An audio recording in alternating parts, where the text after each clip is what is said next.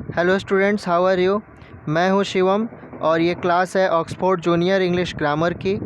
और आज का हमारा चैप्टर है सेंटेंस यानी वाक्य। सेंटेंस आपने पढ़ा होगा, जब भी आप कोई भी इंग्लिश की लाइन लिखते हैं वही सेंटेंस है। सिंपल फॉर्म में आप ये समझिए। तो सेंटेंस को हमें समझने के लिए ये समझना ज़रूरी होगा कि वर्ड क्या है। वर्ड, सेंटेंस के ठीक पहले वर्ड आता है, यानी कि वर्ड्स जब हम अच्छे से एक क्रम में लगाएं, ऐसी जगह पे लगाएं जहां उन्हें होना चाहिए और एक मीनिंगफुल चीज़ बने, एक मीनिंगफुल सेंटेंस बने, तो वही उसी चीज़ को हम सेंटेंस कहते हैं। जैसे मान लीजिए कि एक वर्ड है दिस और एक वर्ड है इज और एक वर्ड है ए और एक वर्ड है काऊ, यानी ये चार वर्ड्स जो हैं ये मिलके और एक सेंटेंस बनाते हैं दिस इज अ काऊ, यानी यह एक गाय है। अभी ये वर्ड्स तो ठीक हैं, ये होने ही चाहिए, सेंटेंस के लिए सबसे ज़रूरी चीज़ होती हैं, लेकिन क्या हम इसको इस तरीके से लिखते हैं कि दिस अ काऊ इज, क्या ये सेंटेंस होगा? जवाब है नहीं, ये सेंटेंस नहीं होगा। ये जो फॉर्म है ये सही है, ये सेंटेंस होगा। लेकिन अगर हम उल्टा लिखते हैं, अजीब तरीके से लिखते हैं, वर्ड्स को ऐसे रखते हैं जिससे कोई मीनिंग ही ना निकले, तो फिर वो सेंटेंस नहीं होगा। यहाँ पे कुछ सेंटेंसेस दिए हुए हैं, आप ध्यान दें। The boy is going to school, इसकी हिंदी होगी बॉय जो लड़का है वो स्कूल जा रहा है। ये द बॉय है, आर्टिकल में आप पाएंगे तो ये द और ए और एन को समझ पाएंगे। फिलहाल ये समझें, the boy is going to school, लड़का स्कूल जा रहा है। My father is a teacher, मेरे पिताजी शिक्षक हैं। ही रीडिंग इज, क्या ये वर्ड, क्या ये सेंटेंस है? ही रीडिंग इज नहीं, ये होना चाहिए था ही इज रीडिंग, तब ये सेंटेंस होता। यहाँ ये सेंटेंस नहीं है। क्यों? क्योंकि ये वर्ड्स उल्टे पुल्टे तरीके से सजाए गए हैं। वैसे ही अगला जो है बॉय डांस रूम, ये भी सेंटेंस नहीं है, ये भी कायदे से वर्ड्स नहीं सजाए गए हैं और ये सेंटेंस नहीं है। जबकि पहले और दूसरे सेंटेंस सेंटेंस हैं वास्तव में। अब प्रश्न आता है कि कैसे समझें कि सेंटेंस कोई है या नहीं है। यहाँ पे अभी मैंने जो चीज़ें बताई हैं वही चीज़ें लिखी होंगी, आप एक बार चाहें तो रीड कर सकते हैं। तो क्या डिफिनीशन है सेंटेंस की? शब्दों का वह समूह जो निश्चित ढंग से क्रमबद्ध हो और पूर्ण अर्थ देता हो, यानी कि मीनिंगफुल सेंटेंस जो हो। इंग्लिश वालों के लिए a sentence is a group of words put together in a certain order giving complete sense. पूर्ण रूप से अर्थ देने वाला जो वाक्य होगा वही सेंटेंस होगा। मैं पहले से ही बताता आ रहा हूँ। देखिए, कह रहा है कि एक सेंटेंस में प्रायः दो या दो से अधिक वर्ड्स रहते हैं। जाहिर सी बात है, मैंने शुरू में ही आपको बताया है कि सेंटेंस लिखने के लिए हमें वर्ड्स के ग्रुप्स चाहिए, यानी ग्रुप ऑफ वर्ड्स, यही सेंटेंस होता है। लेकिन कुछ ऐसे वर्ड्स हैं जिनको कह दिया जाए तो वो सेंटेंस का काम कर सकते हैं। जैसे गो, ये इम्परेटिव सेंटेंस कहलाएगा और एक ही वर्ड का है। गो कह दिया मतलब कि जाओ, और ये मीनिंग हो गई इसकी, कहा गया कि जाओ, तो एक वर्ड में सेंटेंस कह दिया हमने। कम, आओ, लाफ, हंसो, यानी एक वर्ड का ही यूज किया और उसी ने सेंटेंस का काम कर दिया। तो क्या ये सेंटेंस होंगे? बिल्कुल होंगे। ऐसे सेंटेंसेज में सब्जेक्ट यू छिपा रहता है, ठीक है। अब खाओ या जाओ या आओ या हंसो या पढ़ो, ये सब कहा जा रहा है, तो जाहिर सी बात है कि सामने वाले को कहा जा रहा है। तो ये छुपा हुआ एक शब्द है यू, यानी तुम हंसो, तुम खाओ, तुम पढ़ो, तुम खेलो। यू कहीं ना कहीं इसमें दृष्टिगोचर नहीं हो रहा, दिख नहीं रहा, लेकिन ये छुपा हुआ है, छुपी हुई अवस्था में है। इस तरीके से अगर हम सोचें तो वो इसका मतलब होता है you go, you come, you laugh, इस तरीके से चीज़ें होंगी। अगर हम बात करें काइंड्स ऑफ सेंटेंसेज की तो वो होते हैं 5 जो कि यहाँ पे लिखे हुए हैं। आप इनको कॉपी पे लिख के और इनको याद कर सकते हैं। Assertive sentence, interrogative sentence, imperative sentence, optative sentence, exclamatory sentence. पूरी अंग्रेजी इन सेंटेंसेस के अंतर्गत आती है। इन सेंटेंसेस के से आपको हमेशा पाला पड़ता होगा, कहीं ना कहीं आपने ज़रूर इनको देखा होगा, पढ़ा होगा, सुना होगा, समझा होगा। तो अब हम इनके बारे में बारी बारी से पढ़ते हैं। आइए, पहला है असर्टिव सेंटेंसेज। असर्टिव सेंटेंसेज वैसे सेंटेंसेज होते हैं जिनमें हाँ में बात होती है, ठीक है, सिर्फ स्टेटमेंट हो, हाँ में बात हो। I am going to school, मैं स्कूल जा रहा हूँ, सिर्फ सेंटेंस, एक स्टेटमेंट दे दिया गया कि मैं स्कूल जा रहा हूँ, तो ये एक स्टेटमेंट हो गया। अगली चीज़ है ही विल कम सून, वो जल्दी ही आएगा, ठीक है, स्टेटमेंट हो गया। Ram is not a good boy, statement है। आप कहेंगे सर ये नेगेटिव सेंटेंस है। जी नहीं, ये नेगेटिव सेंटेंस नहीं होगा, ये एक स्टेटमेंट है और इसलिए ये नेगेटिव सेंटेंस नहीं होगा। एक्चुअली नेगेटिव सेंटेंस जो होता है वो असर्टिव सेंटेंस का ही भाग होता है, कोई अलग चीज़, कोई अलग इशू नहीं होता। तो स्टेटमेंट के फॉर्म में जो चीज़ें हों वो सीधे सीधे मैं जा रहा हूँ, मैं खा रहा हूँ, मैं हंस रहा हूँ, मैं बोल रहा हूँ, मैं जाना चाहता हूँ, इस तरीके की जो चीज़ें हैं वो असर्टिव हैं, असर्ट कर रही हैं। देखिए जो असर्ट होता है, असर्ट की हिंदी जो होती है, अगर आप वर्ड मीनिंग की बात करें असर्ट की, तो असर्ट का मतलब होता है अपनी बात को पुख्ता तौर पे कहना, स्टेटमेंट देना, दावा करना। असर्ट मीन्स होता है दावा करना, और उसी असर्ट से बना है असर्टिव, ठीक है ना। तो असर्ट से बना है असर्टिव, और इसलिए ये कोई भी स्टेटमेंट देके हम लोग दावा कर रहे हैं, जोर दे कर कह रहे हैं कि मैं जाना चाहता हूँ, मैं खा रहा हूँ, या फिर ये एक स्टेटमेंट हो गया, तो यही असर्टिव सेंटेंस हो गया। हम दावा कर रहे हैं अपनी बात का, अपनी बात को हम रख रहे हैं कायदे से, तो ये असर्टिव सेंटेंस है। अगला है इंटरोगेटिव सेंटेंस। जो इंटरोगेटिव सेंटेंस होता है इसमें प्रश्न पूछे जाते हैं, ठीक है।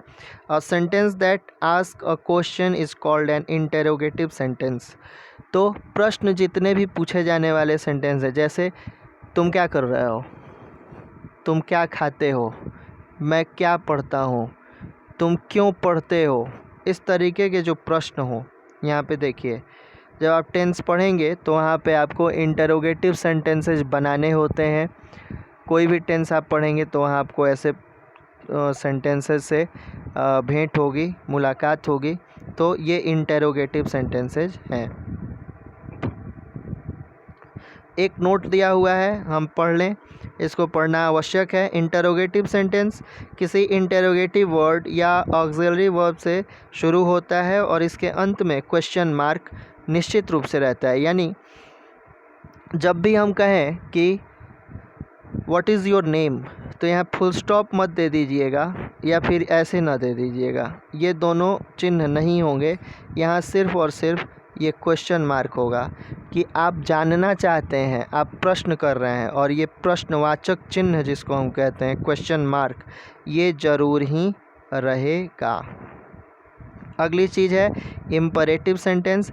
इम्परेटिव सेंटेंस को आप बहुत आसानी से समझ सकते हैं जब हम किसी को आदेश देते हैं, जैसे bring a glass of water, एक गिलास पानी लाओ, ठीक है। प्लीज़ हेल्प मी, आप प्लीज़ कह रहे हैं, आज्ञा भी होती है और अनुरोध भी कर सकते हैं इम्परेटिव सेंटेंस में।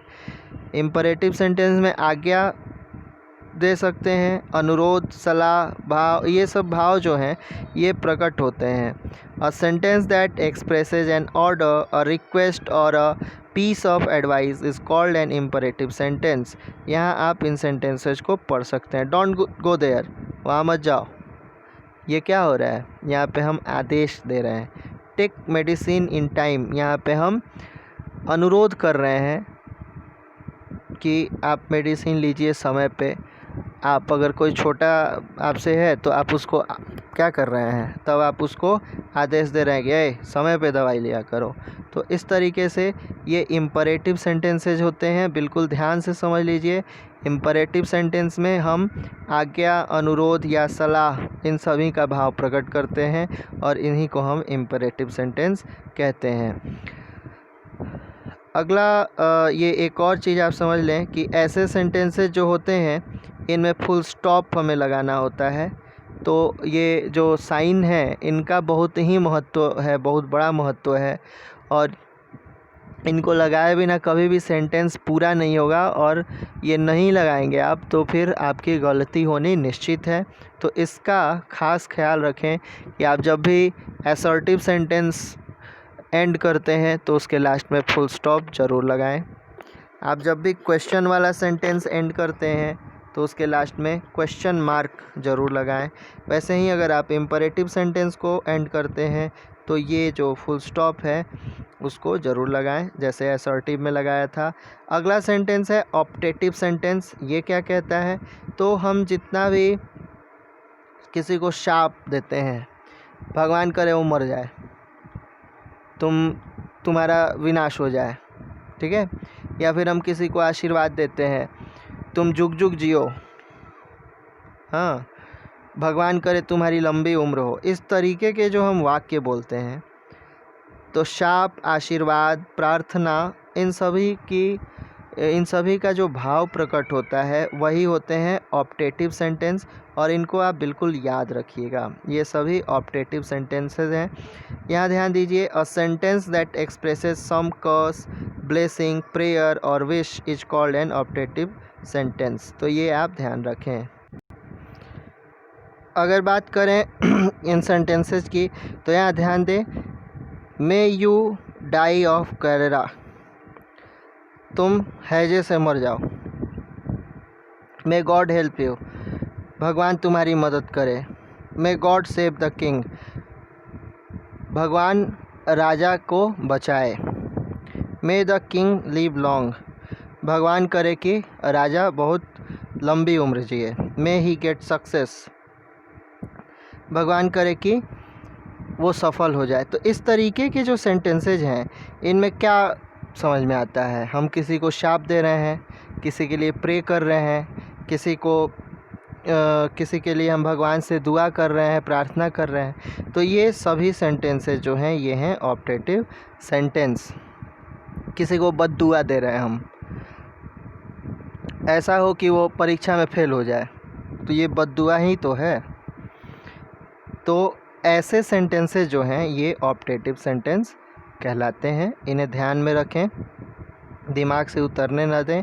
और सबसे महत्वपूर्ण बात कि इन सेंटेंसेस के लास्ट में ये विस्मयादिबोधक चिन्ह जो है ये हम लगाते हैं। ध्यान रहे, पूर्ण विराम सिर्फ ये होता है, जबकि विस्मयादिबोधक ये होता है। ऐसे उल्टा इंग्लिश का आई वाला जो लेटर है उसको ध्यान रखेंगे, एक लाइन और नीचे एक डॉट। तो इस तरीके के जो साइन हैं इनको हम ऑप्टेटिव सेंटेंसेस के लास्ट में ज़रूर यूज करते हैं, तभी वो समझ में आएगा कि वो ऑप्टेटिव सेंटेंस है। आगे हम बढ़ें, यहाँ ध्यान दें, कह रहा है एक नोट है उसको पढ़ लेना चाहिए। ऑप्टेटिव सेंटेंस प्रायः में से प्रारंभ होता है और एक्सक्लामेशन, इसी को विस्मयादिबोधक को एक्सक्लामेशन साइन कहते हैं। ये कुछ वाक्यों में छिपा भी रह सकता है, फिर भी भाव या अर्थ में परिवर्तन नहीं होता है। यहाँ ध्यान दें, गॉड ब्लेस यू, हाँ, अब यहाँ पे मे जो है छुपा हुआ है, मे गॉड ब्लेस यू। तो हम मे कहें या ना कहें, ये यहाँ पे यूज हुआ है और लगा हुआ है, ये ध्यान रखें। आप सेंटेंसेस को वीडियो पॉज करके पढ़ सकते हैं।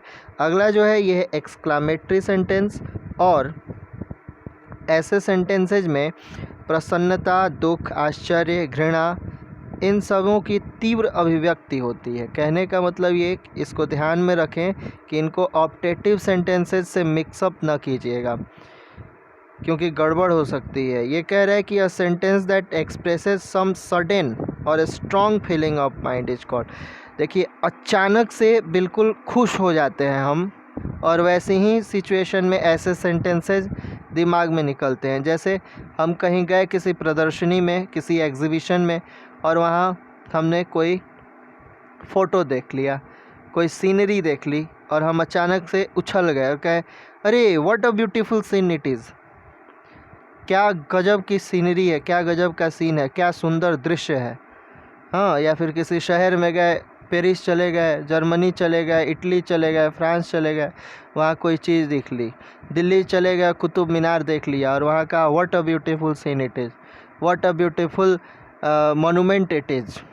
हाँ, तो इस तरीके से जब हम कहते हैं तो अचानक से हमारे दिल से, हमारे मन से एक खुशी का भाव व्यक्त होता है जो अचानक ही कहीं से निकल पड़ता है।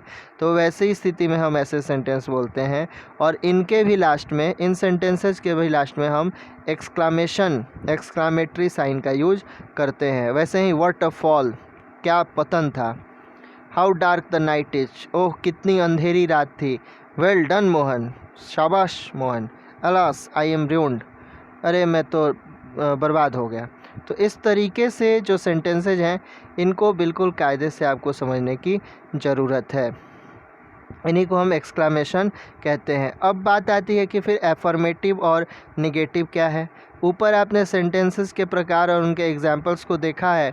ये सेंटेंस या तो एफर्मेटिव है या नेगेटिव है। जिस सेंटेंस में कोई भी नेगेटिव वर्ड प्रयुक्त नहीं रहता वो एफर्मेटिव सेंटेंस कहलाता है, और जिस सेंटेंस में कोई भी नेगेटिव वर्ड प्रयुक्त रहता है वह नेगेटिव सेंटेंस कहलाता है। नो, नॉट, नेवर, ये सब जो भी चीज़ें हैं ये नेगेटिव वर्ड्स हैं, और ऐसे अगर चीज़ें हों तो नेगेटिव। आपको ध्यान होगा असर्टिव सेंटेंसेज में मैंने एक चीज़ बताई थी, तो वहाँ पे आप इस चीज़ को जोड़ सकते हैं कि वो नेगेटिव सेंटेंस था, लेकिन मेनली वो असर्टिव में ही काउंट होगा। तो ये आप ध्यान रखेंगे। मेनली ये सब पार्ट्स हैं अफर्मेटिव और नेगेटिव, तो आप मेन इसको नहीं बना सकते। यहाँ ध्यान दीजिए, एफर्मेटिव सेंटेंसेस कुछ दिए हुए हैं, तो इन सबों में नो और नॉट का, इन सबों का यूज़ नहीं है, नेवर का यूज़ नहीं है, तो ये एफर्मेटिव सेंटेंसेज है। वीडियो पॉज करके रीड कर सकते हैं। नेगेटिव सेंटेंसेज में सब में नो, नॉट, इन सबों का यूज कहीं ना कहीं है, और इसीलिए नेवर का यूज है। ये सभी नेगेटिव सेंटेंसेज हैं। आगे आपको मिलता है एक्सरसाइज 30 चैप्टर पढ़ने के बाद, और मैं बार बार आपसे कहता हूँ कि चैप्टर जब भी पढ़ें उसके बाद एक्सरसाइज को ज़रूर कंप्लीट करें। ये बहुत ही नेसेसरी होता है, क्योंकि अगर आप चैप्टर पढ़ने के बाद एक्सरसाइज नहीं बनाते हैं तो फिर आपको ये समझ में नहीं आता कि आपने कितनी सीढ़ियाँ चढ़ी, कितने स्टेप कवर किए, और आप कितना पढ़ पाए, कितना आपको आता है। तो ये मैं समझा देता हूँ, और इसके एक्सरसाइज में बना के अपलोड कर दूंगा। आप उस वीडियो को भी देख के और आंसर मैच कर सकते हैं। एक्सरसाइज 30 कह रहा है कि say whether the following sentences are assertive, interrogative, imperative, optative और एक्सक्लामेटरी। अभी मैंने ऊपर सारी चीज़ें बताई हैं, आप वीडियो पॉज करके बताएं। मैं एक बता देता हूँ, जैसे आर यू रेडी, ये कौन सा सेंटेंस है, तो ये है इंटरोगेटिव सेंटेंस। टेंस या ट्रांसलेशन पढ़ने से पहले आपको सेंटेंसेस की पहचान ज़रूर होनी चाहिए, ये आपको बहुत ही हेल्प करता है। प्लीज़ हेल्प मी, ये कौन सा सेंटेंस है, कम कौन सा सेंटेंस है, तो प्लीज़ हेल्प मी को आप बताएं कौन सा सेंटेंस है, हेल्प ये कम को बताएं कौन सा सेंटेंस है, और इनके आंसर्स जो है मैं अपलोड करूँगा, और वहाँ से आप आंसर मैच कर सकते हैं। आप वीडियो पॉज करके इसको क्वेश्चंस को बनाएं, और बनाने के बाद मैं जब आंसर अपलोड करूँगा तो आप वहाँ से मिला सकते हैं। अगली चीज़ मैं बार बार तो नहीं कहता, लेकिन आज मैं कहता हूँ, आप जब भी वीडियो देखें लाइक ज़रूर करें। चैनल अच्छा लग रहा है सब्सक्राइब करें, आपके लिए मेहनत हो रही है तो आपको ये करना चाहिए। और अगर ये अच्छा लग रहा है वीडियो तो आप इसको दूसरों को शेयर करें, ताकि दूसरे भी इसका फ़ायदा उठा सकें। फ़िलहाल आज इतना ही, मिलते हैं अगले वीडियो में नए चैप्टर के साथ, नए एक्सरसाइज के साथ। Thank you.